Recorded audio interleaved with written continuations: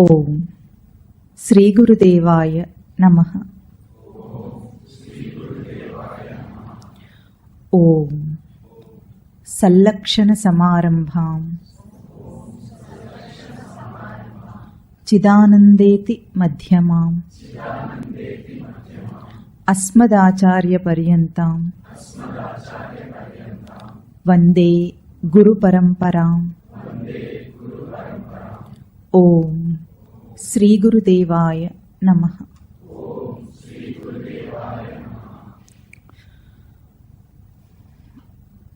గురువు లేనిదే గుడ్డి విద్య అని లోకంలో ఒక సామెత చెప్తారు. విన్నారా? అంటే దాని అర్థం ఏమిటంటే, లోకంలో లౌకిక విద్యలు ఏవైనా కూడా నేర్చుకోవాలన్నా, అంటే నాట్యము, సంగీతము, కళలు ఏవైనా ఉన్నా అవన్నీ నేర్చుకోవాలన్నా, లేదా ఈ రోజుల్లో లాగా పొట్టకుట్టి విద్యలే నేర్చుకోవాలన్నా గురువు అవసరం మనిషికి. అంటే గురువు లేకుండా తనంతట తానుగా ఏదీ నేర్చుకోలేడన్నది లౌకికమైన ఒక మాట. అంతకంటే గొప్పగా, విశిష్టంగా, ఆధ్యాత్మికంగా గురువు యొక్క విశిష్టత ఎట్లాగో, సృష్టిలో గురువు యొక్క స్థానం ఏమిటో అది ఈరోజు కొంచెం మననం చేసే ప్రయత్నం చేద్దాం.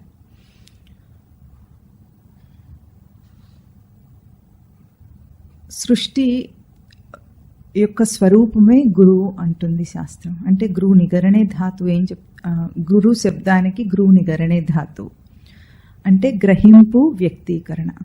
సృష్టి జరిగింది అన్నప్పుడు సృష్టికి పూర్వమున్న ఉనికి, సత్లక్షణం ఏదుందో అది గ్రహింపబడేటట్లుగా, వ్యక్తమయ్యేటట్లుగా ఆవిర్భవించిందనమాట.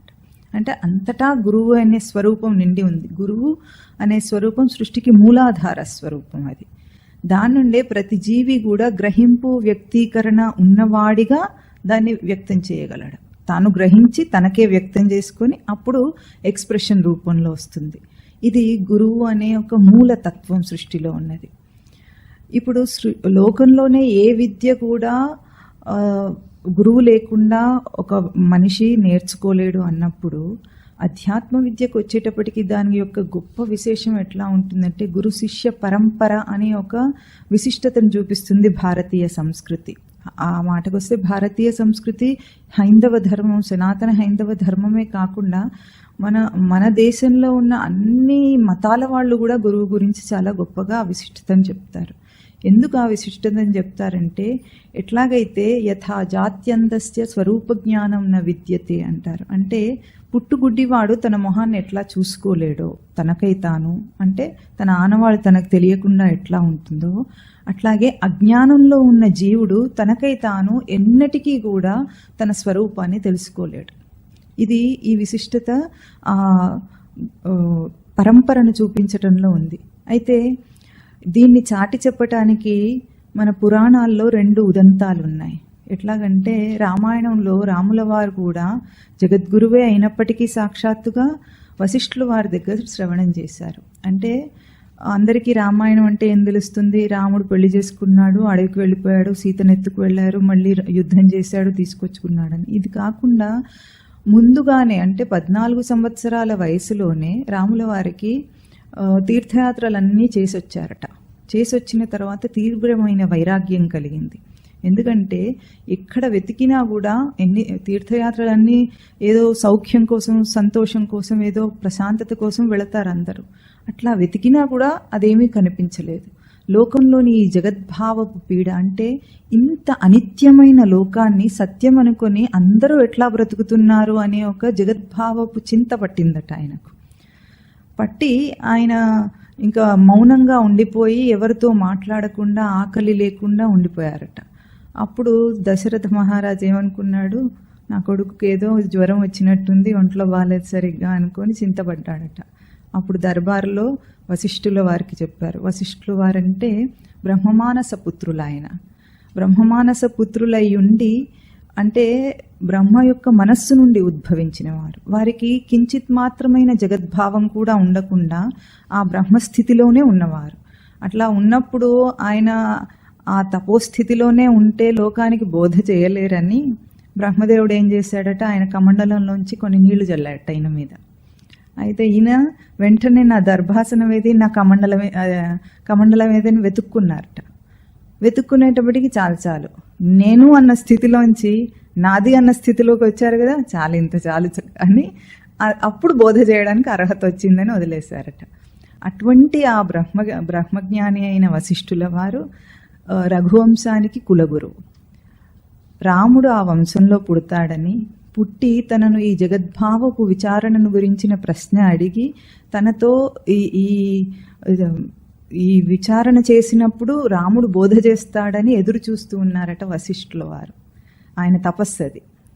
అటువంటి సమయంలో, అంటే రాముడు ఎప్పుడైతే ఈ వైరాగ్యం వచ్చి ఈ చింతలో ఉన్నారో అప్పుడు దర్బారుకు పిలిపిస్తే అప్పుడు వాసిష్ఠ రామాయణం అని ఒకటి అందరికీ తెలుసో లేదో, ఆధ్యాత్మికంగా చాలా అది పాపులర్. అది అయితే ఆ వాసిష్ఠ రామాయణంలో మొట్టమొదట రాముడు అడిగే ప్రశ్నలోనే చాలా బోధ ఉంటుంది. జగద్గురువు ప్రశ్న అడిగితే ఎట్లా ఉంటుంది, అదంతా బోధ రూపంలోనే ఉంటుంది. ఆ రాముడు అడిగిన ప్రశ్నలకు ఇది ఎంత సత్యము, ఈ లోకం, ఈ విచిత్రమైన లోకాన్ని, అనిత్యమైన ఈ సంసారాన్ని సత్యం అనుకుని మనిషి ఎట్లా బ్రతుకుతున్నాడు అని దాని మీద చాలా తీవ్రమైన విచారణ ఉంటుంది. దానికి సమాధానంగా మళ్ళీ వశిష్ఠుల వారు చెప్పిన బోధ కూడా ఉంటుంది. ఇప్పుడు జగద్గురువైన రాముడికి ఏమవసరం ఇదంతా అంటే ఒక లీలా నాటకం. మనిషి జన్మనెత్తిన వాడికి నారాయణుడు నరుడుగా అవతరిస్తే అప్పుడు గురువును చేరి శ్రవణం చేయాల్సినది ఎంత అవసరమో దాని విశిష్టతను చెప్తున్నారు. అట్లాగే కృష్ణావతారంలో కూడా, కృష్ణావతారంలో అన్ని కళలకు అధిపతి అయిన కృష్ణుడు మళ్ళీ గురువు దగ్గర 64 కళలు 64 రోజుల్లో నేర్చుకున్నట్ట సాందీపని ముని దగ్గర. అంటే ఈ పరంపర చూపించటానికి ఆ లీల, జగద్గురువే సాక్షాత్తుగా లీలను చూపించారు. ఇది చాలా గొప్ప విశేషం, అందరూ గుర్తించాలి. అట్లాగే గురువు అన్న అంశం ఎప్పుడు వెలికి వస్తుంది అంటే, ఈ భారతావనిలో ఎంతోమంది మహాత్ములు తపస్సు చేసిన వాళ్ళు ఉన్నారు. తన గురించి తాను తపస్సు చేసి తనను తెలుసుకొని ఆ పరమాత్మ స్థితిని తనలో అనుభవించిన వాళ్ళు ఉన్నారు. అయితే అందరూ గురువు రూపంలో బయటికి రాలేదు. ఎప్పుడు గురువు అంశం బయటికి వస్తుందంటే, ఎప్పుడైతే ఒక శిష్యుడు వచ్చి ప్రశ్నిస్తాడో అప్పుడు గురువు యొక్క తపస్సు, అర్హుడైన శిష్యుడు వస్తే ఆ గురువు యొక్క తపస్సు బోధ రూపంలో వ్యక్తమవుతుంది. అంటే ఉపనిషత్తులన్నీ ఇట్లాగే మొదలవుతాయి. శిష్యుడు రావటము, ఆ జిజ్ఞాసతో ఒక ప్రశ్న వేస్తాడు, ఆ ప్రశ్నకు సమాధానమే ఒక ఉపనిషత్తు. అంటే గురు శిష్య పరంపరలో శిష్యుడిని ఉద్ధరించటము కాకుండా గురువు యొక్క బోధన తపస్సును బోధ రూపంలో వ్యక్తం అవుతుందన్నమాట. అట్లా కాకుండా బహవో జ్ఞాన తపసా పూతాహ మద్భావమాగతాహ అన్నారు శ్రీకృష్ణ పరమాత్మ. అంటే నన్ను గురించి తపస్సు చేసిన వాళ్ళు ఎంతో మంది ఉన్నారు, కానీ ఇప్పుడు అందరూ గురువు రూపంలో వ్యక్తం కాలేదు. ఎప్పుడవుతారు? ఒక జిజ్ఞాస, ఒక ప్రశ్న ఎప్పుడు వస్తుందో అప్పుడు బోధ గురువు రూపంలో వస్తుంది. ఈ విశిష్టత చాలా గుర్తించాలి మనం. ఈ కాలంలో మనకు తెలిసింది ఎట్లాగూ రామకృష్ణ పరమహంస తన భక్తి భావంలో జ్ఞానంతో లీనమైపోయి ఉండేవారు ఎప్పుడు కూడా. కానీ ఆయన గురించి ప్రపంచానికి ఎప్పుడు తెలిసింది? ఒక వివేకానందుడు వచ్చినప్పుడు, ఎప్పుడైతే ఆయన చికాగోలో వెళ్ళి తన గురువు యొక్క గొప్పతనాన్ని, పరంపర యొక్క గొప్పతనాన్ని చాటారో అప్పుడు కదా బయటికి వచ్చింది. ఇప్పుడు లోకమంతా అందుతోంది. అంటే గురు శిష్య పరంపర వెనుకాల లోక కళ్యాణం ఉంది. అక్కడ ఒక మహాత్ముడు తపస్సు లోక కళ్యాణం కోసం బయటికి వచ్చిందంటే శిష్యుడి జిజ్ఞాస, గురువు యొక్క బోధ. ఈ పరంపర మన దేశ సంప్రదాయం. దీన్ని బాగా మనం గుర్తించి గౌరవించాలి. అయితే ఈ జిజ్ఞాస ఎప్పుడు పుడుతుందో అంటే ఏం చెప్తారంటే, when the disciple is ready, the master appears instantly. అంటే ఎక్కడ ఒక జిజ్ఞాసతో నిండిన ఒక వ్యక్తి ఉన్నాడో, సాధకుడు ఉన్నాడో, అక్కడ వెంటనే ఒక గురువు ప్రత్యక్షం అవుతాడట. ఎట్లా అవుతాడంత ఇన్స్టెంట్గా అంటే, ఇప్పుడు ఇక్కడంతా మన చుట్టూ మన వాతావరణంలో అగ్ని ఉందా లేదా?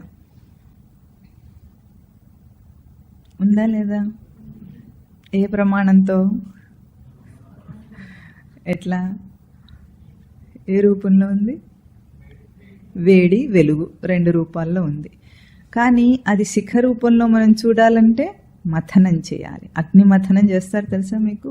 పూర్వకాలంలో ఈ హోమాలు చేసేటప్పుడు యజ్ఞయాగాదుల్లో ఇప్పటికీ కూడా చేసేవాళ్ళు ఉన్నారు. అగ్ని మథనం చేస్తారు. మథనం చేస్తే అది బయటికి వస్తుంది. అట్లాగే సృష్టి అంతా కూడా గురువు స్వరూపం అంతటా వ్యాపించి ఉంది. ఎప్పుడు అది బయటికి వస్తుందంటే మనం దాన్ని తడితే, ప్రశ్నిస్తే బయటికి వచ్చేస్తుంది. ఎక్కడి నుండి వస్తుంది అంటే నువ్వు అడుగు, అప్పుడు తెలుస్తుంది ఎక్కడి నుండి వస్తుందని. భౌతికంగా బాహ్యంగా గురువు రూపంలో వస్తుందో, నీలోనే గురువు రూపంలో వస్తుందో, బోధ రూపం గురువు. ఇది బాగా గుర్తుపెట్టుకోవాలి మనం. అంటే అంతటా వ్యాపించి ఉన్నది, అందరిలోనూ ఉన్నది, ఎప్పుడూ ఉన్నది. ఆ బీజం మనలో ఉంది. గురువు అంశం అనేది ఏదైతే ఇందాక గ్రహింపు, వ్యక్తీకరణ అన్నాము. కానీ తనలో ఉన్న తన గురువు లక్షణాన్ని, ఆ సామర్థ్యాన్ని తనకై తాను గుర్తించలేడు కనుక తనలో ఉన్న ఈ బీజాన్ని బయట గురువు చైతన్యవంతం చేస్తారు. అందుకే ఈ గురువును చేరటం అంటే మానవ జన్మను ఎత్తిన తర్వాత మనుష్యత్వం, ముముక్షుత్వం, మహాపురుష సంశ్రయం అంటారు. ఈ మూడు కూడా మనుష్యత్వం పొందటము, మనుష్యత్వం, ముముక్షత్వం అంటే ముక్తికాంక్ష కావటం, మహాపురుష సంశ్రయం అంటే మహాపురుషులతో సాంగత్యం. ఈ మూడు కూడా దుర్లభమైనవి ఈ జన్మలో, ఈ లోకంలో. అటువంటిది వచ్చింది అంటే వాడు దైవానుగ్రహం ఉన్నవాడని అర్థం అన్నమాట. అయితే ఇప్పుడు మనం రోజు చెప్పుకునే ఒక శ్లోకాన్ని, గురువు తత్వాన్ని ఈరోజు మననం చేద్దాం. వీడు చెప్పిన తర్వాత మీరు చెప్పండి. ఓం గురుర్ బ్రహ్మ గురుర్ విష్ణు గురుర్ దేవో మహేశ్వర గురు సాక్షాత్ పరం బ్రహ్మ తస్మై శ్రీ గురవే నమః. ఓం శ్రీ గురు చరణారవిందాభ్యాం నమో నమః. ఓం శ్రీ గురు చరణారవిందయుగళం గృహీత్వా హస్తాభ్యాం శిరసి నయనే వక్షసి వహామి. ఈ శ్లోకము లోకంలో కూడా చాలా అందరికీ కూడా బాగా తెలిసినదే. కాకపోతే కొంచెం తప్పు ఉచ్చారణతో పలుకుతూ ఉంటారు అందరూ.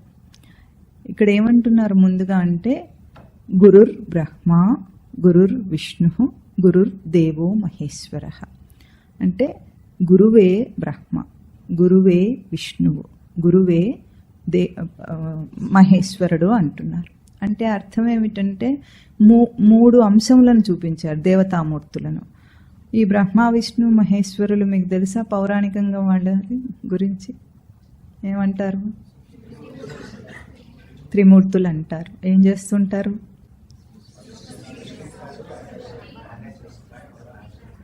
సృష్టి స్థితి లయకారకులు అంటారు. అంటే సృష్టికర్త, సృష్టిభర్త, సృష్టిహర్త అంటూ ఉంటారు. బ్రహ్మదేవుడు సృష్టిని చేశాడని అర్థం ఇక్కడ. విష్ణువేమో ఈ సృష్టి యొక్క స్థితిని పాలన చేస్తున్నాడు, రక్షణ చేస్తున్నాడు. మహేశ్వరుడేమో సృష్టిని లయం చేసేస్తాడు, నాశనం చేసేస్తాడని అందరూ అనుకుంటుంటారు. ఇప్పుడు గురువే సృష్టికర్త అంటున్నారు, గురువే సృష్టిని భరించేవాడు అంటున్నారు, గురువే సృష్టిని లయం చేసేవాళ్ళు వారు అంటున్నారు. ఏ సృష్టిని చేస్తారంటే ఈ భౌతిక సృష్టికైతే బ్రహ్మ విష్ణు మహేశ్వరులు ఉన్నారు కదా, మళ్ళీ ఇంకా మరి గురువు గురించి చెప్పటం ఎందుకంటే ఈ భౌతిక సృష్టిలో మనిషి, జీవుడు, అన్ని ప్రాణులు, మనిషి ఒక్కడే కాదు, అన్ని ప్రాణులు కూడా ఈ జడమైన ప్రకృతితో ప్రవర్తించి ఏ రోజైతే అలసిపోయి అప్పుడు రాముడిలాగా విచారణకు వస్తాడు. ఏమిటి అసలు ఇది, ఎందుకు ఈ జీవితం, ఎందుకు బ్రతుకుతున్నాము, పుట్టటం చావటం, అసలు ఎందుకు ఇదంతా అన్న విచారణ ఏ రోజు వస్తుందో ఆ రోజు గురువు దగ్గరికి వెళ్తాడు. అంటే జిజ్ఞాస కలగటం, ఒక సందేహం రావాలి ముందు. జీవితం ఇట్లా రొటీన్గా బ్రతుకుతూనే ఉన్నాడు, గుడ్డెద్దు చేలో పడ్డట్టు అంటే గతానుగతికో లోక, అందరూ ఏది చేస్తుంటారో వీడు అదే చేస్తూ ఉంటాడు. అటువంటి జీవితం మీద ఎప్పుడైతే విసుగు విరాగం వస్తుందో అప్పుడు ప్రశ్న వస్తుంది, ఎందుకు బ్రతకాలి అసలు. అప్పుడు గురువు దగ్గరికి వెళ్తాడు. అప్పుడు గురువు సృష్టికర్త అవుతారు. ఏం సృష్టి చేస్తారంటే ఈ భౌతిక సృష్టి కంటే విలక్షణంగా, వేరుగా, విలక్షణం అంటే వేరుగా ఒక ఆధ్యాత్మిక సృష్టి చేస్తారు. ఆ ఆధ్యాత్మిక సృష్టి ఎట్లా ఉంటుంది, ఇదివరకు ఎన్నడూ చూడనంత ఆశ్చర్యకరంగా, ఆనందకరంగా ఉంటుంది. ఎందుకు ఉంటుంది అంటే అది ఒక సత్యాన్ని ఆవిర్భవించేటట్లు చేస్తుంది. అంటే ఏ ప్రశ్నతో వీడొచ్చాడు, ఆ ప్రశ్న ఎందుకు వచ్చింది, జిజ్ఞాస వల్ల వచ్చింది. ఆ జిజ్ఞాసను అంకురింపచేసేటట్లుగా సృష్టికి ప్రతి సృష్టి చేస్తారు గురువు. అందుకే గురువు సృష్టికర్త. మన సాధన సృష్టిని చేసేవారు గురువు. భౌతిక సృష్టికర్త కాదు, సాధన సృష్టికర్త. లోకంలో బ్రాహ్మణులలో సాధారణంగా ఉపనయనం చేసిన తర్వాత ఆ వటువును ద్విజుడు అంటారు. అంటే రెండవ జన్మ వాడికి. అప్పటి నుండి పుట్టుకతో ప్రతి మనిషి కూడా చెప్పాలంటే శూద్రుడు లెక్క. ఎందుకంటే వాడు శూద్రుడు అంటే అజ్ఞానంలో ఉన్నవాడని అర్థం.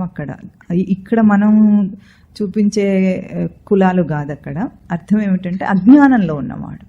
అజ్ఞానంలో ఉన్నాడు కనుకనే జన్మ వచ్చింది వాడికి. ద్విజుడు ఎప్పుడవుతాడు అంటే ఈ ఉపనయనం చేసిన తర్వాత గురుకులానికి పంపించేవాళ్ళు పూర్వకాలంలో. ఆ గురుకులానికి పంపిస్తే వాళ్ళు బ్రహ్మజ్ఞానాన్ని నేర్చుకున్న తర్వాత అది రెండవ జన్మ వాడికి. అప్పుడు మొదటిదేమో తల్లి గర్భంలో జన్మ, ఇప్పుడు ఇది రెండవ జన్మ అవుతుంది.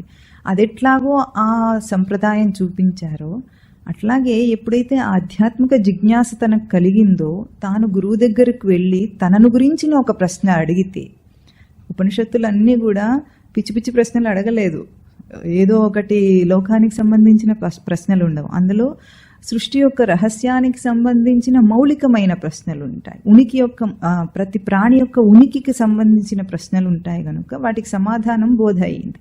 అట్లాగే ఇప్పుడు ఎప్పుడైతే ఈ ప్రశ్నతో గురువు దగ్గరకు వెళతాడో వాడికి సృష్టికర్త అవుతారు గురువు.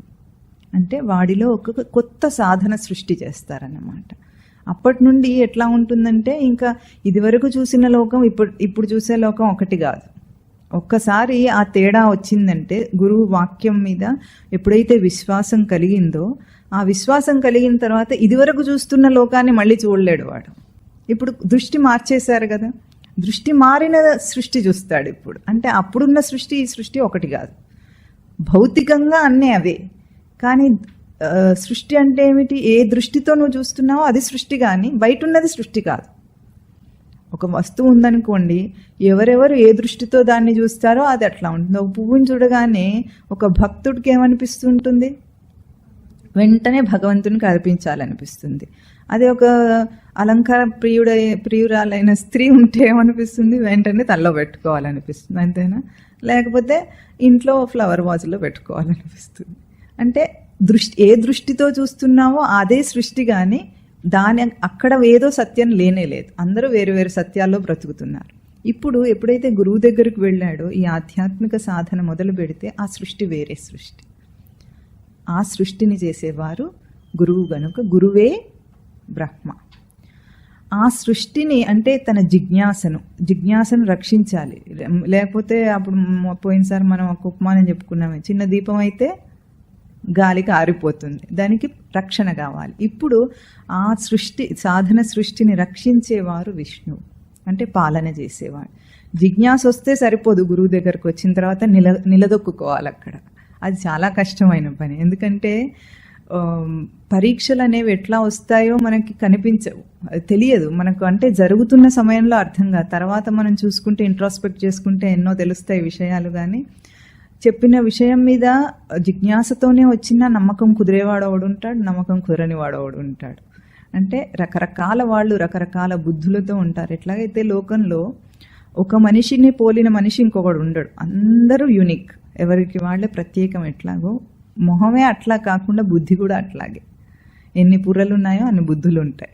అన్ని రకాల బుద్ధులు ఉన్న వాళ్ళు గురువు దగ్గరికి వెళ్ళినప్పుడు అందరూ కూడా ఆ బోధకు సమన్వయమై వాళ్ళు నమ్మేటట్లు, విశ్వాసం కుదిరేటట్లుగా వాడికి చేయడానికి గురువు చాలా కష్టపడతారని చెప్తూ ఉంటారు స్వామివారు. అంటే ఒక సర్కస్ మాస్టర్ లాగానమాట. సర్కస్లో క్రూర మృగాలు, జంతువులు ఎన్నో ఉంటే వాటన్నిటినీ ఆడించాలంటే ఎంత నైపుణ్యం ఉండాలి, వశం చేసుకోగలగాలి. అట్లా ఉంటుందట గురువు పరిస్థితి. అంటే ఒక్కొక్కడేమో ప్రశ్నించి, అంటే నమ్మకం లేకుండా ప్రశ్నించేవాడు, జిజ్ఞాసతో ప్రశ్నించేవాడు కాకుండా ఏం చెప్తారో చూద్దామని ప్రశ్నించేవాడు ఒకడు ఉంటాడు. వింటూ వింటూ కూడా సరేలే నమ్మినట్టే ఉండి కూడా వెనక్కి వెళ్ళిపోయేవాడు ఒకడు ఉంటాడు. పూర్తిగా వచ్చిన తర్వాత కూడా నిలదొక్కుకోగలిగేంత సమర్థత అందరికీ ఉండదు. అంటే ఇన్ని రకాల వాళ్ళు, అల్లరి చేష్టలు వాళ్ళు ఉంటారట, చిలిపి చేష్టలు వాళ్ళు ఉంటారట. వాళ్ళందరినీ కూడా ఆకర్షించేటట్లుగా, వాళ్ళ జిజ్ఞాసను ఆరిపోకుండా నిలిపేటట్లుగా వాళ్ళని మోటివేట్ చేయాలి కాలం భాషలో.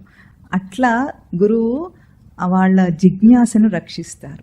ఎట్లా రక్షిస్తారంటే, మనం మొదటి రోజున చెప్పుకున్నాం, శ్రవణము, మననము, నిధిధ్యాసనం అని. శ్రవణం చేసే శిష్యుడిని ఆకర్షించంటే దానికి 3 ప్రమాణాలు చూపిస్తారు. శృతి, యుక్తి, అనుభవ ప్రమాణం అని 3.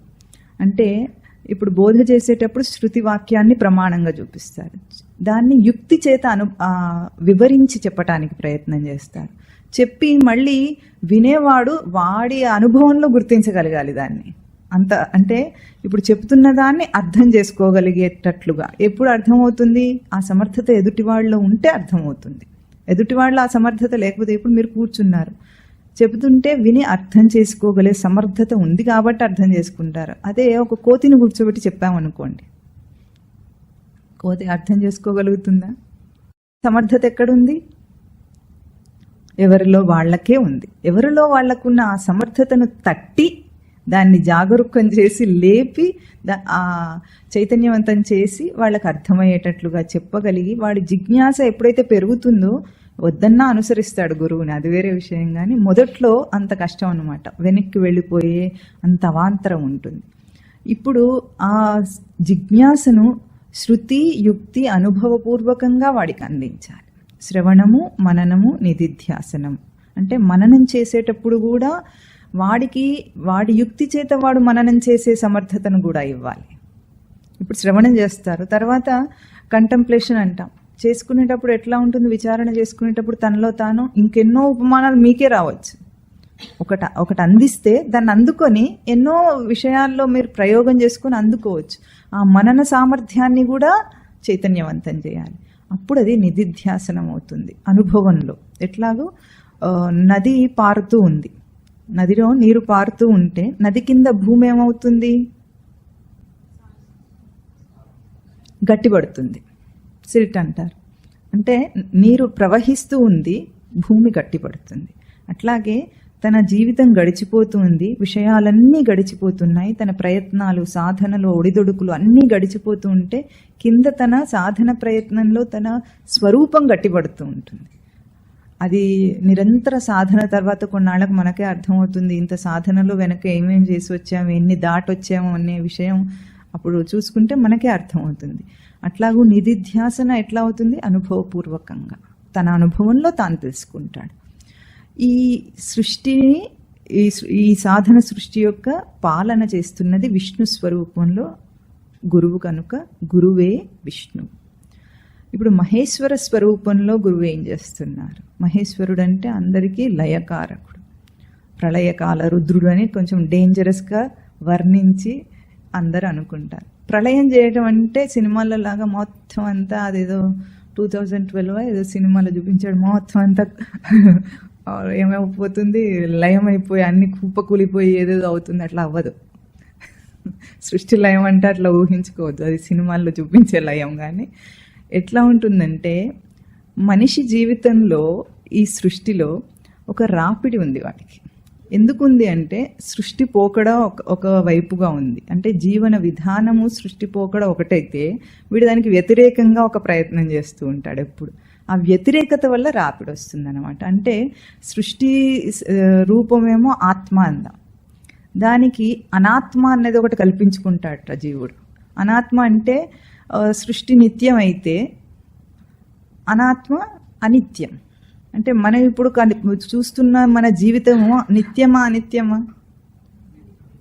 అనిత్యం. అంటే నిత్యమైన ఆత్మయందే అనిత్యమైన ఒక జీవితాన్ని కల్పించుకొని అదే సత్యం అనుకొని బ్రతుకుతూ ఉంటాడు. అంటే వ్యతిరేకత ఒకటి ఉందన్నమాట. అది రాపిడికి కారణం. అనాత్మములను కల్పించుకొని అది ఉంచుకోవాలని, అది దాన్ని నిత్యం చేయాలనుకుంటాడు. అనిత్యమైంది నిత్యంగా ఉండాలనుకుంటాడు కాబట్టి కష్టాలు వస్తాయి, లేకపోతే ఉండవు. వాడికి నిజంగా తెలిసిపోతే ఇది అనిత్యం అని తెలిస్తే దాని గురించి ప్రయత్నం ఉండదు, అది పోతే బాధ ఉండదు. జీవుడి ప్రయత్నం ఏమిటి? అనిత్యమైన దాన్ని నిత్యం చేయాలనుకుంటాడు. అంటే ఆత్మయందు అనాత్మ భావాన్ని ఆరోపణ చేస్తుంటాడు. ఇప్పుడు పరమశివుడు ఏం చేస్తూ ఉంటాడంటే ఆ అనాత్మలను తీసేస్తూ ఉంటాడు. అంటే తను అనుభవంలోనే ఎన్ని ప్రయత్నాలు చేశాడో, ఎన్ని జన్మల్లో ఎన్ని ప్రయత్నాలు చేశాడో. అంటే ఒక దేహం ఉందనుకోండి, ఇది నిత్యం నేను అనుకుంటాడు కదా, నిత్యం ఉండాలనుకుంటాడు. అదేమో ఉండదు. అది ఎట్లాగైతే పరిణామపేశలం కదా, మారిపోతుంది. అది క్షయతి నశ్యతి, నాశానికి పోతుంది. కానీ వీడికి భయం దేనివల్ల ఉంది? ఇది పోతుందనే కదా అందరికీ భయం. అంటే అనిత్యమైన దాన్ని నిత్యం చేయాలన్న వీడి ప్రయత్నాన్ని పరమశివుడు అనాత్మంలో అణచే ప్రయత్నం చేస్తాడని అంటారు. అంటే సృష్టికి సమన్వయం చేస్తాడనమాట. అంటే నిజాన్ని నువ్వు గుర్తించి ఒప్పుకునేటట్లు చేస్తాడు. ఏం చేయడు, వేరేది ఏం చేయడు. ఆ రాపిడి ఎప్పుడు ఉంటుంది? ఇప్పుడు ఈ చెయ్యి ఉందనుకో, 2 సర్ఫేస్లు ఉన్నాయి, ఆపోజిట్ డైరెక్షన్లో దీన్ని రబ్ చేసినందువల్ల రాపిడి వస్తుంది, ఫ్రిక్షన్ వస్తుంది. 2 కలిసి సమన్వయంగా ఉంటే ఫ్రిక్షన్ లేదు, రాపిడి లేదు. ఇది సమన్వయం. దాన్ని ఒక ఉపమానము, ఒక నర్తకి యొక్క నాట్యం ఎట్లా ఉంటుందంటే లయబద్ధంగా ఉంటుంది. అందుకే లయకారకుడు పరమశివుడు. లయకారకుడు అంటే ఏమిటంటే తాళం వేస్తుంటారు, మధ్యలో వాయిస్తూ ఉంటారు. నర్తకి ఏం చేస్తుంది? తాళానికి తగినట్లుగా తన అందెలను ఆడిస్తుంది. అప్పుడు అది లయబద్ధమైన నాట్యం అవుతుంది. అక్కడ తాళం వేరుగా, ఇక్కడ అందెలు వేరుగా ఉన్నాయనుకోండి, అది ఎట్లా ఉంటుంది? చూడటానికి ఇంపుగా ఉండదు, లయబద్ధం కాదు అది. అంటే సమన్వయం అవ్వటం. సమన్వయం అయితే సమాధాన పడిపోతాడు. సమాధి స్థితి అంటే ఏమిటంటే ఏదో ఎక్కడికో వెళ్ళిపోతారని ఊహించుకోవద్దు. సృష్టి యొక్క సత్యంతో సమాధాన పడటం సమాధి. ఆ సమాధాన పడే విధంగా ఉంచుకొస్తాడు మనిషి జీవులందరినీ కూడా పరమశివుడు.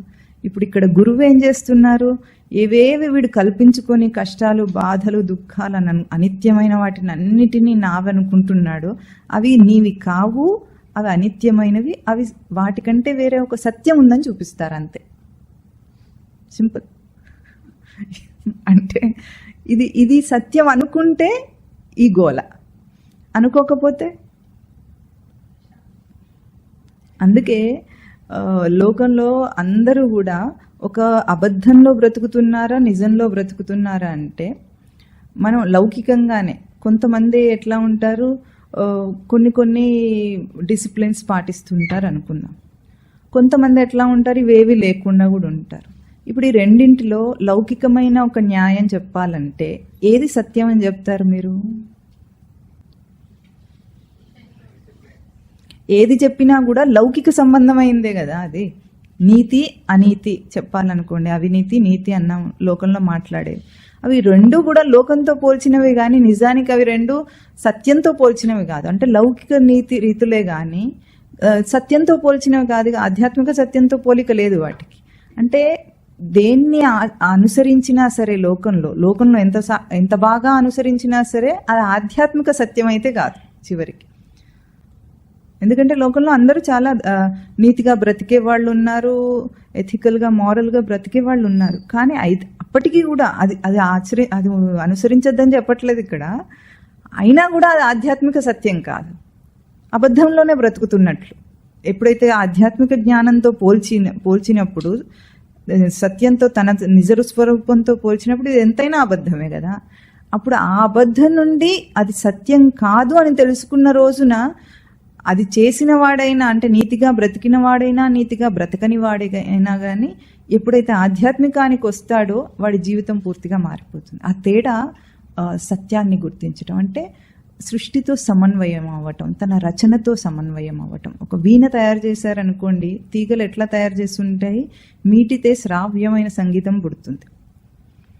తీగలు బిగువుగా ఉన్నా సంగీతం పుట్టదు, లూజ్గా ఉన్నా సంగీతం పుట్టదు.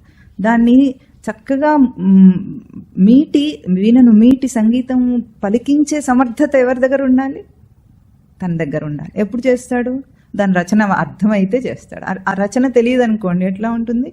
ఒక గట్టిగా మొరటుగా మీటితే తీగ విరిగిపోతుంది. అంటే తనేమిటో తెలుసుకోవటం, సృష్టి ఏమిటో తెలుసుకోవటం, దానికి సమన్వయమై జీవించటం. ఇది లయం చేయటం అన్నమాట. లయం అంటే సమన్వయం చేసి సమాధానపరచటం. మన ఈ జన్మాంతరంగా ఉన్న ఆర్తి లోపల జీవుడికి ఏదుందో గురువు దగ్గరకు వచ్చిన తర్వాత సమాధాన పడుతుంది, తప్పనిసరిగా పడుతుంది.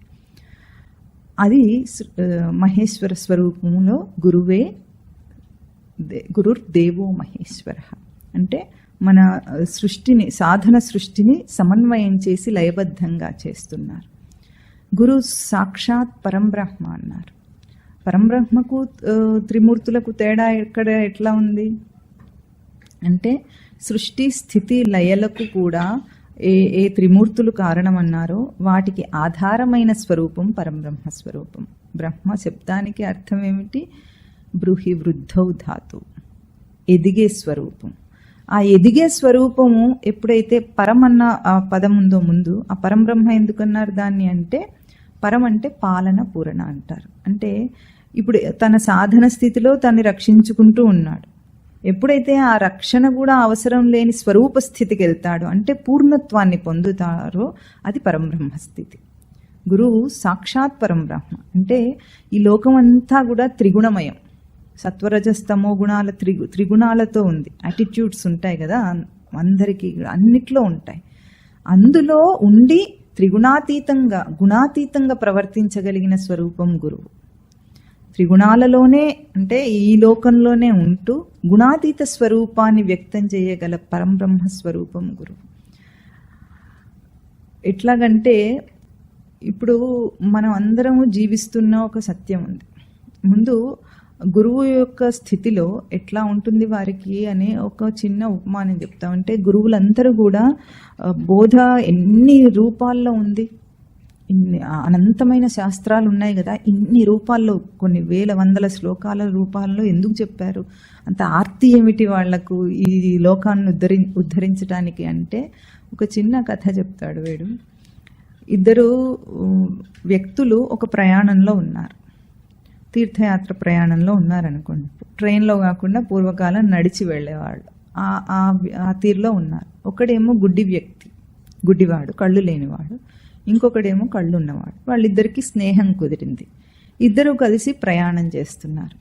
ప్రయాణం చేస్తున్నప్పుడు ఒకరోజు రాత్రి ఎక్కడో మధ్యలో ఆగి పడుకున్నారు. పొద్దున్న లేవగానే ఈ గుడ్డివాడు ముందు లేచాడంట.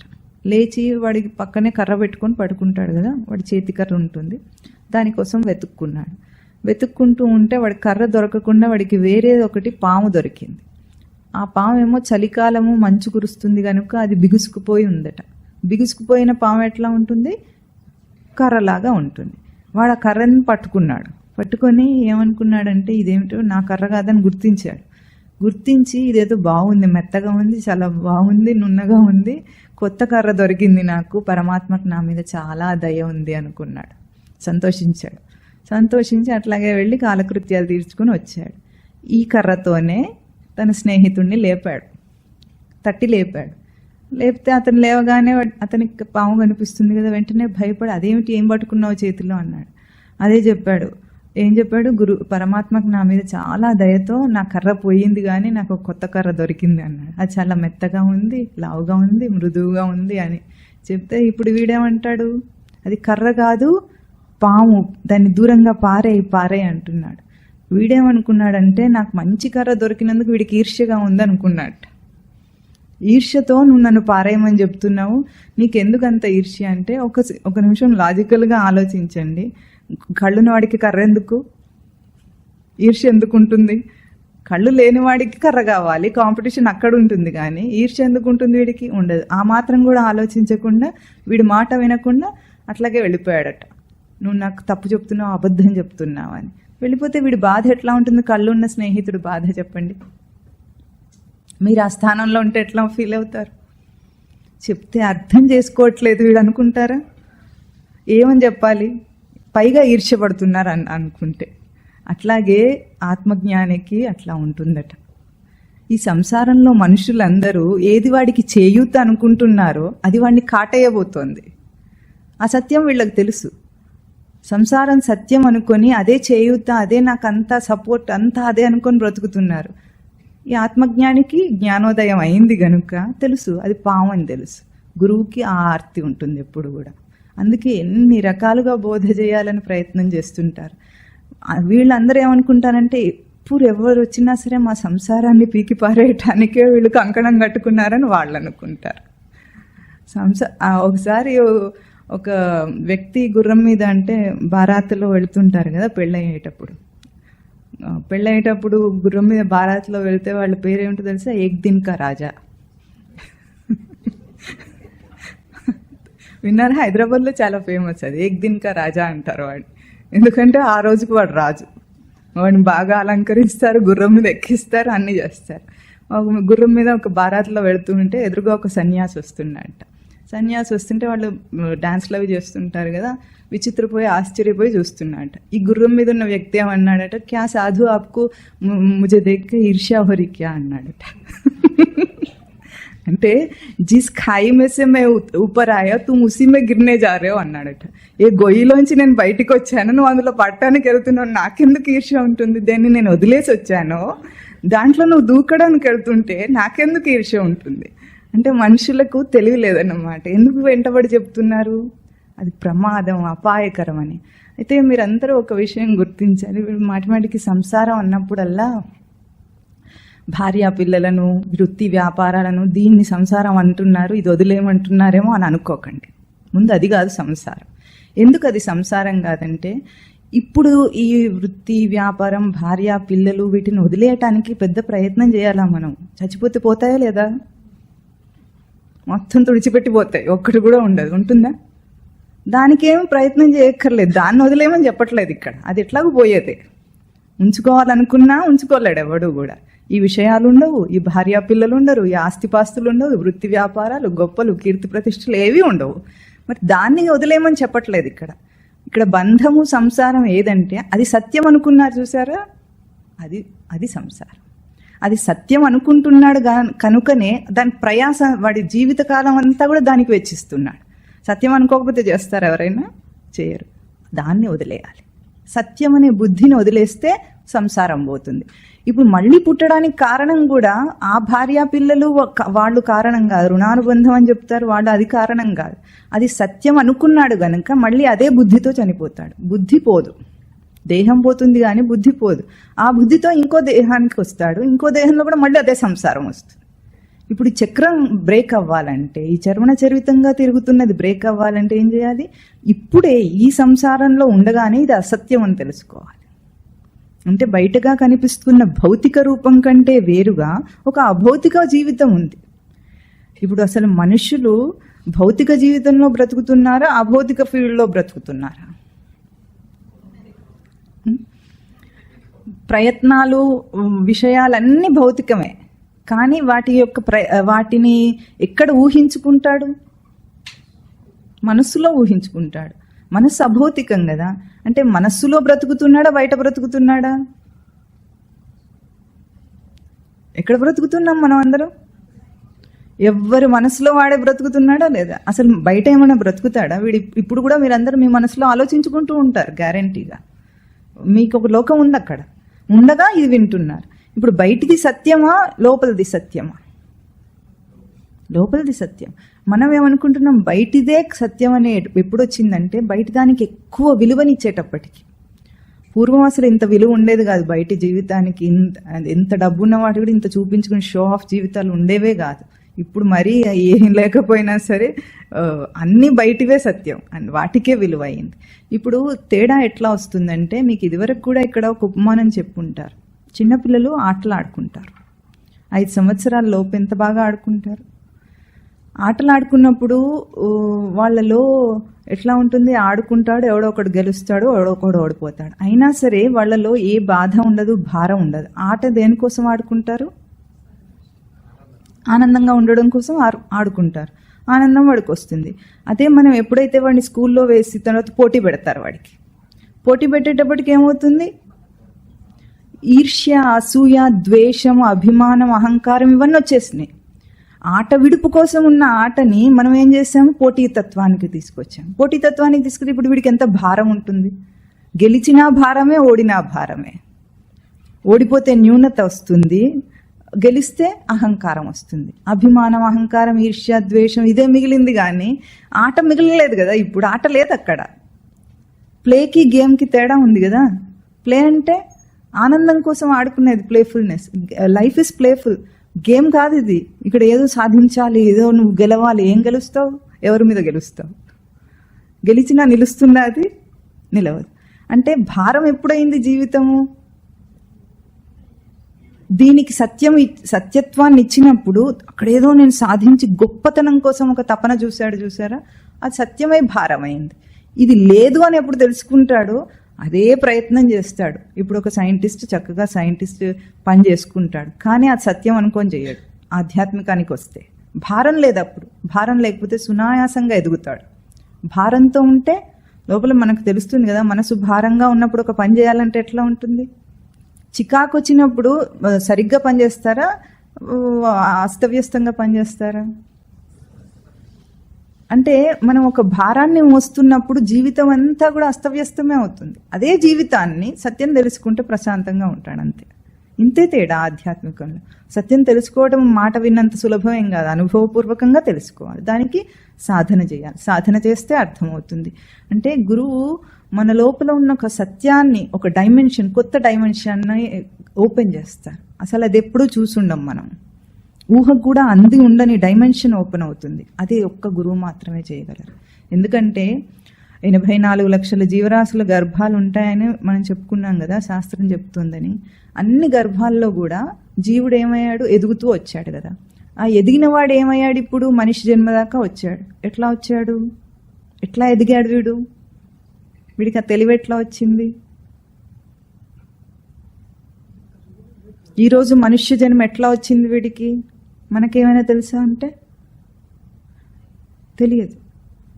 తెలియదు కదా. ఎట్లా చీమ నుండి వాడు ఇంకా ఎదిగి ఉన్నత జన్మకు వచ్చాడు. క్రూరమైన జీవితం, క్రూరమైన జన్మల్లో ఉన్నాడంటే, ఒక జలగ ఉందనుకోండి, రక్తం పీలుస్తుంది. అది ఏదైనా దాన్ని పట్టుకుంటే జలగ రక్తం పీలుస్తుంది. అంత క్రూరత్వం నుండి ఈరోజు మనిషి దాకా ఎట్లా వచ్చాడు? ఒక పులి జన్మలో అంత క్రూరత్వం ఉంది, ఎట్లా వచ్చాడు మనిషి దాకా? తెలియదంటే మనం చెప్పలేము దాన్ని మాటల్లో. అంటే లోపల అంతర్యామి ఉండి వాడిని నడిపించాడు. ఇంతకాలం కూడా నడిపించాడు. ఇంతకాలం అంతర్యామి వెన్నంటి ఉండి ఆ జీవుణ్ణి ఎదిగేదాకా, వాడు ఎదిగి మనుష్య జన్మకు వచ్చి వివేకం అనేది వాడికి వచ్చేటట్లు, పాప భీతి వచ్చేటట్లు, అంటే పుణ్యం పాపం ఇవన్నీ ఈరోజు మాట్లాడుతున్నాం, ఇవన్నీ వచ్చేదాకా కూడా అంతర్యామి వెంట ఉన్నాడు. కానీ అంత వెంట ఉన్నా కూడా తన లోపల ఉన్న సత్లక్షణాన్ని వెలికి వాడికి గుర్తింపులోకి తీసుకురాలేకపోయాడు. అంతే కదా. అన్ని జన్మల్లో నేను అన్నట్టు వచ్చాడు వీడు. కానీ ఇంతదాకా వచ్చి కూడా ఇంకా తెలియలేదు ఆ నేనెవరో. ఆ నేనెవరో తెలిసేది అంతర్యామిగా చేయలేకపోయింది, గురువు రూపం చేస్తుంది. ఆ సచ్చిదానంద స్మృతి రూపము ఏదుందో అది గురువు వెలికి తీస్తారు. అంతర్యామిగా చేయలేకపోయారు. ఎందుకంటే సృష్టిది మౌన వ్యాఖ్య. మౌన వ్యాఖ్య అంటే మౌనమైన బోధ. ఆ మౌన వ్యాఖ్య ప్రకటిత పరబ్రహ్మతత్వం అంటారు దాన్ని. అది మనకు మాటల్లో చెప్తేనే సరిగ్గా అర్థం కాదు, మౌనంగా చెప్తే ఇంకేం అర్థమవుతుంది. అందుకే గురువు ఆ మౌన వ్యాఖ్యని మాటల్లో చెప్తారు. మాటల్లో చెప్పి నిన్ను ఆ త్రిగుణ దోషం నుండి నిన్ను తొలగించి, అంటే గురువు దగ్గరికి వెళ్ళిన తర్వాత అంత ఈజీ కాదు, చాలా సవరణలు ఉంటాయి. ఎందుకంటే లోకంలో మనం చేసినవి అన్ని తప్పులే, మన అభ్యాసాలు అన్నీ తప్పులే. నడిచినా తప్పుగానే ఉంటుంది, కూర్చున్నా తప్పుగానే ఉంటుంది, లేచినా తప్పుగానే ఉంటుంది. అంటే ఆ అలవాట్లన్నిటినీ ఒక్కొక్క దోషాన్ని ఎత్తి చూపించి వెంటబడతారు. వెంటబడి దాన్ని సవరించి నిన్ను శుద్ధి చేస్తారు. త్రిగుణ దోషం పోతే తానెవరు?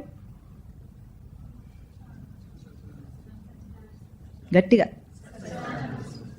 దోషం లేనివాడు సచ్చిదానంద స్వరూపుడు. ఆ దోషాన్ని తీసేస్తారు మహేశ్వర స్వరూపంలో. అందుకే గురువు సాక్షాత్ పరం బ్రహ్మ. అది లోపల ఉన్న అంతర్యామి చేయలేకపోతున్నాడు. మరి దేవుడు అంతటా ఉన్నాడు కదా, పూజలు చేస్తూనే ఉన్నారు, వ్రతాలు చేస్తూనే ఉన్నారు, అన్నీ చేస్తూనే ఉన్నారు. ఎన్ని చేశారు ఇంతవరకు? పూజలు, నోములు, వ్రతాలు, యాత్రలు చేస్తున్నారా, యజ్ఞాలు, హోమాలు. మరి ఏమైంది? తెలియలేదే. అంటే లౌకికంగా చేసే ప్రయత్నాలకు ఆధ్యాత్మికంగా చేసే ప్రయత్నాలకు అంత తేడా ఉంటుంది. స్వామివారు ఒక పాట రాశారు, దాంట్లో మొదటి వాక్యం చాలా బాగుంటుంది. అంటే ద్వైతపు దూరాన దైవము నిలిపి దిశలన్నీ ఆరాధించే, నోములేమి వ్రతములేమి పూజలేమి చేసినా దొరకకపోయే దైవం. అంటే దైవాన్ని మనం ఏ దూరంలో ఉంచుతున్నాము? ద్వైతపు దూరం అంటున్నారు అక్కడ. దూరం అంటే ఇక్కడ నుండి వైకుంఠంలో ఉన్నాడు, ఇక్కడ నుండి కైలాసంలో ఉన్నాడు అన్నంత దూరం కాదు అది. ద్వైతపు దూరం అంటే తనకంటే వేరే రూపంలో చూస్తున్నాడు.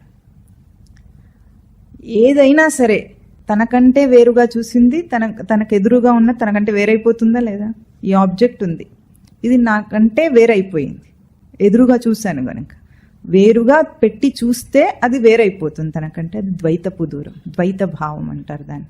ద్వైతపు దూరాన దైవము నిలిపి దిశలన్నీ ఆరాధించాడట. అన్ని దిక్కులు తిరిగాడు, ఎన్ని పుణ్యక్షేత్రాలు తిరగాలో అన్నీ తిరుగుతున్నాడు, అంతటా వెతుకుతున్నాడు, ఎక్కడా దొరకటం లేదు. పూజలేమి వ్రతములేమి నోములేమి ఆచరించినా దొరకకపోయే దైవం. ఎన్ని చేసినా సరే నీకంటే వేరుగా పెట్టి చేస్తే దొరకడు. పరమాత్మ ఎక్కడున్నాడు? లోపల ఉన్నాడు కనుక బయట దొరకడు. ఆ చిన్న తేడాన్ని తీసేసేది గురువు. లోకంలో పూజలు వ్రతాలు చేయాలంటే ఏది చేసినా సరే కొంచెం తెలివితో చేయమని అర్థం అనమాట. జ్ఞానంతో భక్తి చేయాలి, జ్ఞానంతో ధ్యానం చేయాలి, జ్ఞానంతో జపం చేయాలి. ఏది చేసినా జ్ఞానం లేకపోతే మాత్రం అన్ని బయటివి తన స్వరూపాన్ని అందించలేవు. ఆ ఒక్క తేడాన్ని తీసేయగలిగింది గురువు. అందుకే గురువు సాక్షాత్ పరంబ్రహ్మ, కంటికి ఎదురుగా ఉన్న పరబ్రహ్మ స్వరూపం. వారి ప్రతి కదలికలో, ప్రతి మాటలో, ప్రతి బోధలో ఆ తత్వాన్ని మనం దర్శనం చేయగలం. వీటికైతే మఠానికి రావటము. ఈ తర్వాత వాక్యం ఏమిటి? గురు సాక్షాత్ పరబ్రహ్మ తర్వాత తస్మై శ్రీ గురవే నమః. తస్మై, అటువంటి శ్రీ గురుదేవులకు నమస్కారం. నమస్కారం అంటే ఒదిగి ఉండటం అని అర్థం. ఆ ఒదిగి ఉండటంలో శ్రీ గురు చరణారవిందాభ్యాం నమో నమః అంటున్నాం. చరణ అరవిందములు అంటున్నాం అక్కడ. చరణ అరవిందం అంటే పద్మం, కమలం, పాదపద్మములు అని మామూలుగా భాషలు. శ్రీ గురుదేవుల పాదపద్మములకు నమస్కారం అంటున్నాం మనం. పాదపద్మములు అంటే మన కాళ్ళలాగా అరికాళ్ళలాగా అయినా అరకాళ్ళు అనుకోకూడదు. మనకున్న భౌతికంగా ఊహించుకోకూడదు దేన్ని. మా మఠంలో గురుదేవుల పాదపద్మములంటే పరమస్వామి వారు చెప్పిన 2 వాక్యాలను వారి పాదపద్మములుగా ప్రతిష్ఠించారు. ఏమిటంటే, ఒకటి ఆత్మయే సత్యం, జగత్తు లేదురా వాస్తవంలో. ఆయన చాలా ఘంటాపదంగా చెప్పేవారు అనమాట. ఆత్మయే సత్యం ఒక పాదం, రెండవ పాదం జగత్తు లేదురా వాస్తవంలో. అనటంలో ఆ మాట లేదు అని ఊరుకోలేదు, లేదురా వాస్తవంలో అన్నారు. అంటే అంత కాన్ఫిడెంట్గా చెప్పారు. ఇవి శ్రీ గురుదేవుల పాదపద్మములు మాకు, అవి ప్రతిష్ఠ చేశారు మఠంలో. ఆ పాదపద్మములకు ఒదిగి ఉండటం. వీడు మొట్టమొదటిసారి మఠానికి వచ్చిన తర్వాత అవి ఎప్పుడైతే ఆ 2 వాక్యాలు చదివాడో, జన్మజన్మల ఆర్తంతా అక్కడే తీసేసినట్టు పోయింది ఒక్కటే రోజులో. కేవలం ఆ చదివినంత మాత్రం చేతనే ఎప్పటి నుండో ఎదురు చూస్తున్నాడేమో దీనికోసం, ఈ వాక్యం కోసం అన్న అనుభూతి కలిగింది. అంటే తెలియకుండానే గురువు సన్నిధికి చేరుస్తుంది. లోపల ఉన్న ఆర్తి పెద్దగా ప్రయత్నం చేయలేదు వీడు వెళ్ళటానికి కూడా, కానీ అది దానంతటదే జరిగింది. కానీ ఆ వాక్యం విన్న వెంటనే ఇంకా దానికి కట్టుబడిపోయాడు. అయిపోయింది, ఇంక జగత్తు లేదన్న సత్యం అర్థమైంది. అసలు దానికి వివరణ అడగలేదు, అసలు వీడికి ఆ సందేహం లేదంటే లేదంతే, ఇంకో మాట లేదు. ఎట్లా లేదు అన్న సందేహం ఇంతవరకు రాలేదు వీడికి. ఇప్పుడు కూడా తెలుసు, అప్పుడు కూడా తెలుసు, ఇప్పుడు అనుభవపూర్వకంగా అర్థమైంది. అంటే అటువంటి గురుదేవుల పాదములకు ఒదిగి ఉంటున్నాను. నమో నమః. శ్రీ గురు చరణారవిందాభ్యాం నమో నమః అంటే నమః నమః, పునః పునః నమస్కారం. ఒదిగి ఉండటం అంటే ఆత్మ యొక్క సత్యత్వాన్ని, జగత్తు లేదు అనే అసత్యత్వం. జగత్తు లేదంటే భౌతికంగా లేదని అర్థం కాదు, భౌతికంగా ప్రళయం అవుతుందని అర్థం కాదు. అసలు అది ఊహించుకోవద్దు మీరు. ఇప్పుడు పడుకుంటారు, పడుకున్నప్పుడు గాఢ నిద్రలో ఓ లోకం ఉందా లేదా?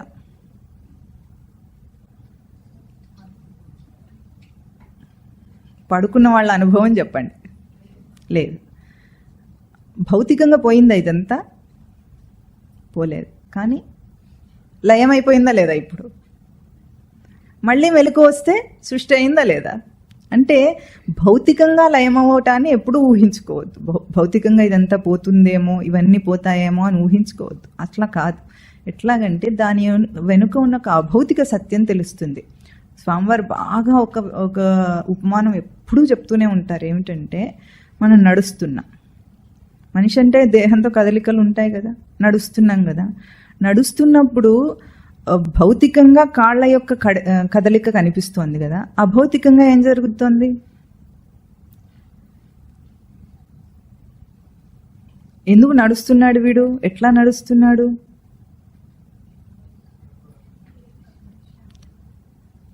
ఇక్కడ కూర్చున్నవాడు లేచి నడవాలి. ఎందుకు వెళ్తాడు? అనుకుంటాడు కాబట్టి వెళ్తాడు. నడవాలని అనుకుంటాడు, వెళ్తాడు. అనుకోవటం ఎక్కడుంది? మనసులో, బుద్ధిలో ఎక్కడో. అంటే బుద్ధిలో ఒక కదలిక ఉంది, కాళ్లలో ఇంకొక కదలిక ఉంది. కాళ్ల భాష వేరు, బుద్ధి భాష వేరా కాదా? ప్రతి పనికి కూడా బయట చేష్ట వేరు, బయట చేసే పని వేరు. లోపల బుద్ధిలో భాష ఏమిటి? వాడు అనుకోవటంలో అభౌతికమైన ఒక భాష ఉంది. అంటే ప్రతి క్షణము మనము అది లేకుండా ఇది పనిచేస్తుందా? ఇప్పుడు మనం వచ్చే వారం సూక్ష్మ శరీరం చెప్పుకున్నప్పుడు అంతా అదే ఉంటుంది అక్కడ. అంటే ఒక భౌతిక చేష్ట ఉంది బయట క్రియారూపంలో, దానికి లోపల ఒక బుద్ధి భాష ఉందా లేదా నీకు? ఉదాహరణకు వంట చేయాలనుకోండి, బుద్ధిలో మొత్తం ప్రిపరేషన్ అవుతుందా లేదా ఏమేం చేయాలనేది? చేసిన తర్వాత కదా బయట దాని రూపం వస్తుంది. ఏదైనా సరే, మీరు ఇక్కడ చేసే పని, ఆఫీస్లో పని అయినా సరే, బుద్ధిలో ఆలోచించిన తర్వాత కదా బయట చేస్తారు. ఇప్పుడు బుద్ధి యొక్క అభౌతిక భాషనేమో అర్థం చేసుకోవటం లేదు, భౌతికమైన దాని మీద ప్రయోగం చేసి దాని రిజల్ట్ ఎక్స్పెక్ట్ చేస్తున్నాడు. అది సరిగా ఉండాలనుకుంటున్నాడు. సరిగా వస్తుంది, బుద్ధిలో సరిగా చేస్తే బయట సరిగా వస్తుంది గ్యారెంటీగా. కానీ తను చేసింది బయట సరిగ్గా చేశాను అనుకుంటున్నాడు, కానీ బుద్ధిలో సరిగ్గా చేశానని అనుకోవట్లేదు. ఈ బుద్ధి భాష అంటారు, స్వామివారు బాగా చెప్తారు దీని మీద. బుద్ధి భాష మీద అర్థం చేసుకో. నువ్వు ఏం చేస్తున్నావు? బయట నువ్వేమీ గొప్పగా సాధించలేదు. ఈరోజు గొప్పగా సాధించేది ఏదైనా ఉంటే ఇంకొకటి దానికంటే గొప్పగా సాధించేస్తారు వెంటనే. లేదా నువ్వే దాన్ని ఇంప్రూవైజ్ చేసుకుంటావా లేదా? మనం చేసిన పనిని ఇంకా బాగా చేసుకుంటాం. అంటే ఇప్పుడు బయటిదైతే పోతోంది కదా, బయట జీవితం అసలు కనిపించట్లేదు. ఈరోజు పొద్దున్న లేచి నుండి మీరు ఇక్కడికి వచ్చేదాకా ఎన్ని చేష్టలు చేస్తుంటారు బయట? ఏవన్నీ ఎందుకు కనిపించట్లేదు మనకు? భూతకాలం ఒక్క చేష్ట ఉందా? ఒక్కటంటే ఒక్కటి. ఇప్పుడున్నది తర్వాత క్షణంలో ఉంటుందా? కానీ బుద్ధి ఉంది, బుద్ధి ఎప్పుడూ ఉంటుంది. ఈ చేష్ట పోతుంది, అనిత్యమైంది.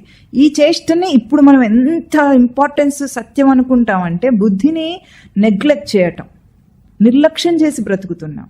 అంటే ఒక అభౌతిక అంశాన్ని పూర్తిగా నిర్లక్ష్యం చేసి బ్రతకటాన్నే ఇక్కడ ఏమంటున్నారు?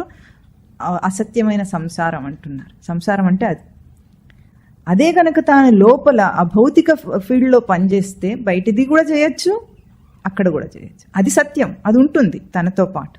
తన స్వరూపమే అది, తనతో పాటు ఉండటం ఏమిటి అంటే గురువు భేదం, అధ్యాత్మ విద్య గొప్పగా తీసుకొచ్చే భేదం అది. భౌతికం సత్యం కాదు. ఆ భౌతిక సత్యత్వాన్ని తీసేస్తే అభౌతికంలో ఆనందించవచ్చు. ఈ తేడా వచ్చినప్పుడు జీవితంలో మార్పు ఎట్లా వస్తుంది? తన ఎదుగుదల అంటే ఇప్పుడు ఇంతసేపు బ్రహ్మ అంటే ఎదుగుదల అంటే ఏదో భౌతికమైన ఎదుగుదల కాదది, భౌతికంగా పెరగటం కాదది. లోపల అవగాహన పెరగటం. అవగాహన అంటే అర్థమవుతుంది, బుద్ధి అంటేనే అవగాహన అని అర్థం. అవగాహన పెరగటం వేరు. అప్పుడు ఈ భౌతిక జగత్తు నుండి హయ్యర్ లెవెల్స్కి వెళ్తాడు మనిషి. బుద్ధి కంటే కూడా ఇంకా నిశ్చితంగా వెళ్లాల్సింది ఉంది. ఇప్పుడు మీకు అర్థం కావడానికి సాధనలో ఇంతవరకే మీకు ఇప్పుడు అర్థమవుతుంది. బుద్ధి కంటే సూక్ష్మమైనవి ఇంకా ఉన్నాయి లోపల. అది అందుకోవాలంటే ముందైతే ఈ భౌతికాన్ని వదిలేసి బుద్ధి దాకా వెళ్ళాలి. ఈ రంగంలో తన ఆట, ఇది బాగా గుర్తించాలి. ఈ తేడాను అసలు చిన్నపిల్లలకు ముందు నుండే నేర్పిస్తే ఇంతగా అగత్యం పట్టదు. ఇప్పుడు మళ్ళీ కూర్చోబెట్టి ఇదంతా చెప్పాల్సిన అవసరం రాదు. అంటే ఇప్పుడు అర్థం చేసుకుంటున్నారంటే ఏ తెలివితో అర్థం చేసుకుంటున్నాడు వాడు దేన్నైనా? ఇప్పుడు కాళ్లను చేతులను ఎట్లా ప్రయోగించాలో మనం బాగా నేర్పించాం వాడికి. అట్లాగే బుద్ధిని కూడా నేర్పించాం. ఎట్లాగూ పాఠాలు నేర్చుకోవాలంటే బుద్ధిని ప్రయోగిస్తున్నాడు కదా, మరి అది బుద్ధి అని వాడికి చెప్పొద్దు. ఇన్స్ట్రుమెంట్ ఉందనే వాడికి చెప్పకుండా వాడు దాన్ని ప్రయోగిస్తున్నాడు, దాంతోనే పనిచేస్తున్నాడు, దాంతోనే తెలివిగా ఉన్నాడు. కానీ వాడి తెలివి ఏమిటో వాడికి తెలియజేయట్లేదు. ఆ మాట ఒక్కసారి అడగండి. అయిపోతుంది. అంటే ఈ రంగాన్ని మార్చటం అనేది సంసారం లేకుండా పోవటం. అంటే ఆ సంసారాన్ని తీసేసేది గురువు సాక్షాత్ పరం బ్రహ్మ. అటువంటి గురువుకు నమస్కారం. ఒదిగి ఉండటం. ఆ ఒదిగి ఉండటం ఎట్లా ఉంటుందంటే, ఒదగటం అంటే అర్థమవుతుంది, ఆ పదం అర్థమైందా మీకు? నమస్కారం అంటే ఏదో కాళ్ళ మీద పడిపోవటం అని అర్థం కాదు. భౌతికంగా కూడా సాష్టాంగ నమస్కారం అనేది అంటే 8 అంగములతో కూడిన నమస్కారం అని మా మఠంలో చేస్తారు. అది మీరు యూట్యూబ్లో వీడియోలో చూడొచ్చు, ఉంది. సాష్టాంగ నమస్కారం అంటే వచ్చేస్తుంది. అది కూడా కాకుండా ముందు తాను ఒదిగి ఉండటం అంటే తనకు ఏదైతే అభ్యాసంలో ఉందో ఇంతవరకు ఈ జీవితంలో దాన్ని విడిచిపెట్టి ముందు, అంటే తన తెలివితేటలన్నీ, భౌతిక తెలివితేటలను పక్కన పెట్టి అప్పుడు బోధను గ్రహించటానికి వెళితే అది ఒదిగి ఉండటం, అది నమస్కారం. ఇప్పుడు ఆ నమస్కారము తనకే నమస్కారం అవుతుంది అని చెప్తారు స్వామివారు. ఎందుకంటే గురువుకు నమస్కారం కాదు, నీకు నమస్కారం. ఎందుకు? అక్కడ ఒదగటంలో తన వినయం అనే ఒక లక్షణాన్ని తాను యాక్టివేట్ చేసుకున్నాడు. అంతే కదా. గురువుకి ఏం ఒరిగింది? నమస్కారం చేస్తే ఏం ఒరగదు. ఆ గౌరవం అనేది తనకు ఉంటుంది, వినయం తనది. తన వినయం అనే ఒక లక్షణం యాక్టివేట్ అయింది. ఇప్పుడు మీరు ఒక మనిషికి ఒక డబ్బులు ఇవ్వాలనుకోండి, బ్యాంక్ అకౌంట్లో ఉన్నాయి ఆ డబ్బులు. ఇప్పుడు వాడికి ఇవ్వాలంటే అదేమో ఏం చేయాలి? ఎన్కాష్ చేయాలి దాన్ని, అంటే లిక్విడిటీ తీసుకురావాలి దానికి. అది ఇస్తే అప్పుడు వాడికి ఇవ్వచ్చు. అంటే మీ దగ్గర ఉన్నా కూడా దాన్ని ఇప్పుడు యాక్టివేట్ చేయాలి. అట్లాగే తన వినయం ఉంది, అన్ని లక్షణాలు వాడికి ఉన్నాయి, ప్రేమ, వినయం, శాంతి అన్నీ ఉన్నాయి. ఇప్పుడు అది పక్కవాడికి ఇస్తే అదేమవుతుంది? యాక్టివేట్ అవుతుంది, లిక్విడిటీ వస్తుంది, అంటే ఫ్లో. అది అర్థమవుతుంది కదా. అంటే తనలోని వినయాన్ని పలికించుకోవటానికి గురువు అనే ఒక ఆలంబన తీసుకుంటాడు, పరమాత్మ అనే ఒక ఆలంబన తీసుకుంటాడు. పెద్దవాళ్ళ దగ్గర కానీ, గురువు దగ్గర కానీ, పరమాత్మ దగ్గర కానీ వంగుతున్నాడంటే అర్థమేమో తగ్గిపోతున్నాడని అర్థం కాదు.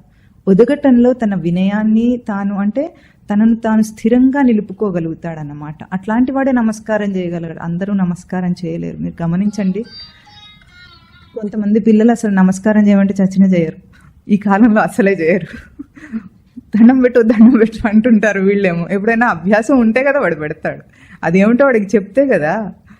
వాడేమో గుళ్ళ దేవుడి దగ్గర తీసుకెళ్ళినా సెల్ ఫోన్ చూస్తూ ఉంటాడు వాడు. అట్లా పెంచితే వాడు ఇంకా వాడికి వినయం అనేది ఎట్లా తెలుస్తుంది? అట్లా కాకుండా ఈ అన్ని చోట్ల కంటే ఎక్కువగా గురువు దగ్గర వినయం వస్తుంది.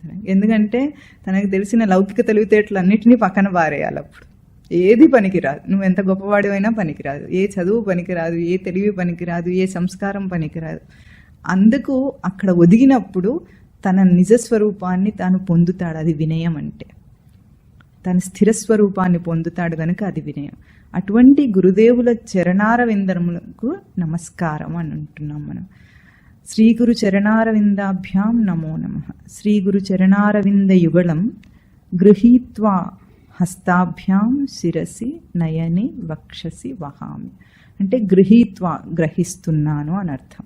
ఎట్లాగూ హస్తాభ్యాం, చేతుల చేత, శిరసి, శిరస్సు చేత, నయని, కంటి చేత, వక్షసి అంటే హృదయం చేత అనే మామూలు అర్థం దాన్ని. చేతులు అంటే చేతులు ఏం చేస్తాయి? చేత చేస్తాయి. చేతులకేముంది?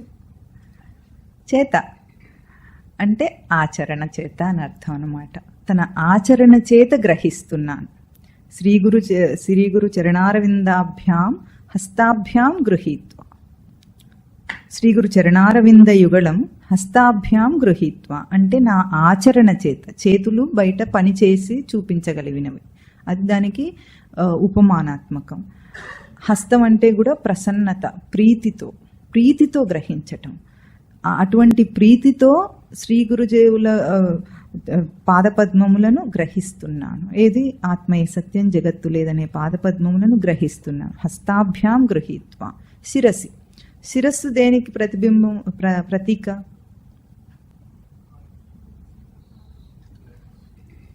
బుర్రలో ఏముంటుంది? బుద్ధి. భౌతికంగా ఎట్లాగైతే మెదడు ఉంటుంది, ఇక్కడ బ్రెయిన్. ఆ బ్రెయిన్ ఏం చేస్తుంది? దేహంలో ఉన్న అన్ని కంట్రోల్స్ కూడా బ్రెయిన్లో కంట్రోల్లో ఉన్నాయి. అట్లాగే ఇది భౌతికం, ఒక ఉపమానం. అభౌతికంగా ఎట్లాగో తెలివి, బుద్ధి అనే ఆ తెలివిలో అన్నిటినీ కూడా నిగ్రహించగలడు, కంట్రోల్ చేయగలడు. ఆ శిరస్సు చేత ఇప్పుడు శిరసా గృహ్ణామి, గృహీత్వా, శిరస్సు చేత నేను గ్రహిస్తున్నాను అంటున్నాడు. ఒకటేమో హస్తాభ్యాం, ఒకటి శిరసి. నయనే, నయనే అంటే కళ్ళు. కళ్ళు అనేది దీనికి ఒక ప్రసిద్ధమైన అర్థం, పాపులర్ మీనింగ్.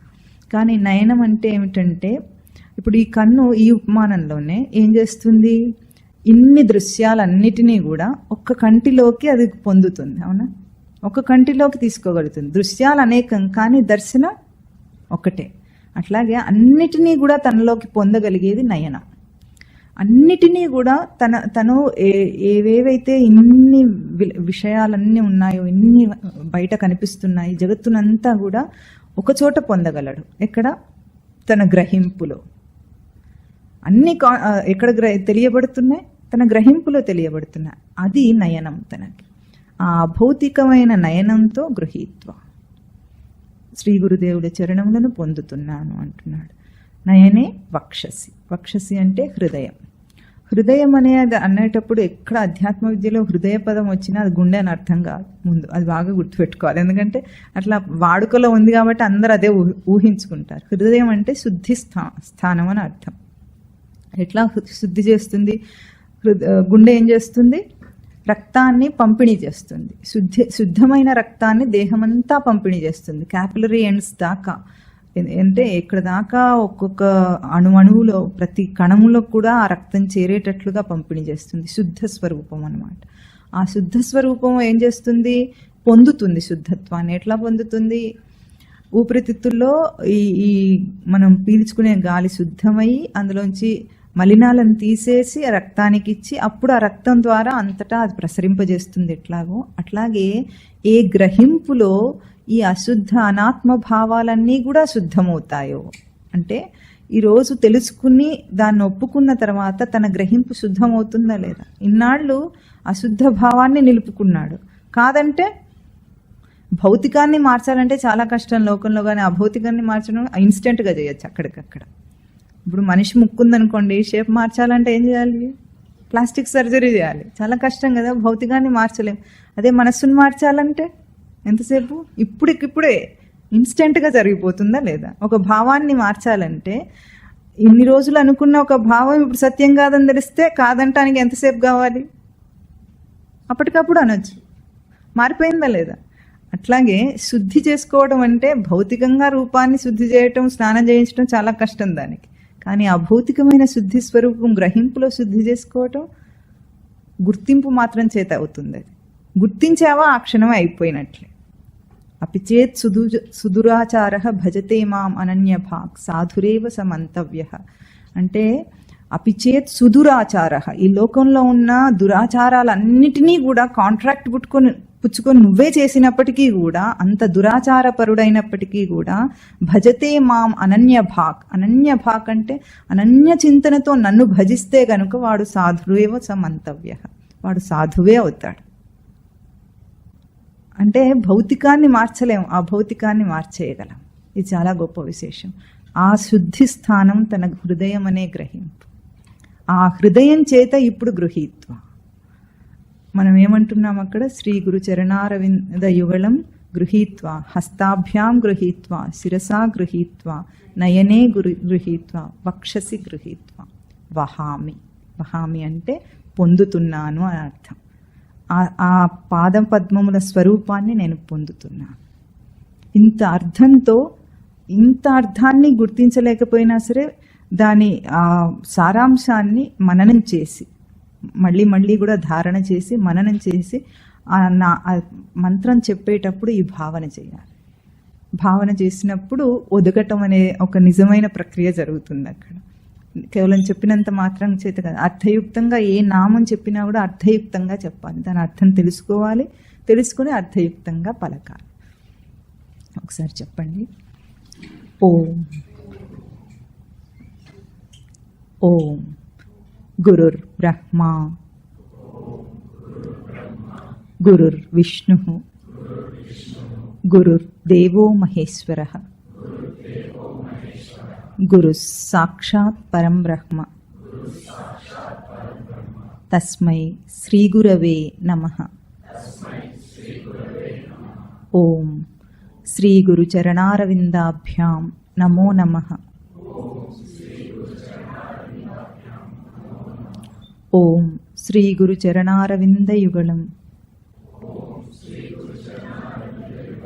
గృహీత్వా హస్తాభ్యాం శిరసి నయనే వక్షసి వహామి. ఓం తత్ సత్.